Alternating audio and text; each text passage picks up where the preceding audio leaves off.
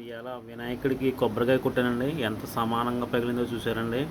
భగవంతుడు ఏం చెప్తున్నాడంటే వెళ్ళవేళలా అందరూ మనలని చెప్పేసి మనస్ఫూర్తిగా కోరుకుంటున్నాను. మనం చేసే కార్యక్రమం ఎప్పుడు కూడా సంవత్సరాల తరపు చేసినప్పుడు అది మయాన్ని చాలామంది అడ్డగోలంగా వస్తారు. కానీ అది భగవంతుడి సంకల్పం జరుగుతూ ఉంటుందండి. భగవంతుడు ఎప్పుడు జనం ఉన్నారు కదా, మనం ఇచ్చేద్దాం, జనం లేరు కదా ఇది మానేద్దాం అనేది ఎప్పుడు సంకల్పం పెట్టుకోకూడదు. జనం ఉన్నా లేకపోయినా మన పని, మనం దేవుడి గుడికి వెళ్తున్నాం అనుకోండి, జనాలు ఉంటే వెళ్తాం, జనాలు లేకపోతే వెళ్ళకపోవడం అవన్నీ పెట్టుకోకూడదు మనసులోని.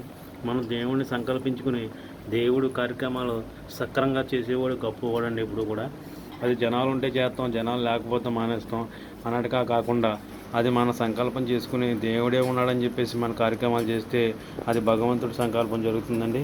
ఈ కొబ్బరికాయ చెక్క ఎంత నిదర్శనంగా పెరిగింది చూసారా. భగవంతుడి సంకల్పం అంటే నేను ఎందుకు చెప్తున్నానంటే, ఇది పాటపల్ల కృష్ణస్వామి గురుస్వామి ఉన్నాడండి. ఆయన దరిదాపు మన ఈ ఆంధ్రప్రదేశ్లో జేసుదాస్ అండి. అంత గాయకుడిని మనం లోకల్లో మన రాజుల తాలూకా మన జగన్పేట తాడిపాక గ్రామంలో చూస్తున్నాం.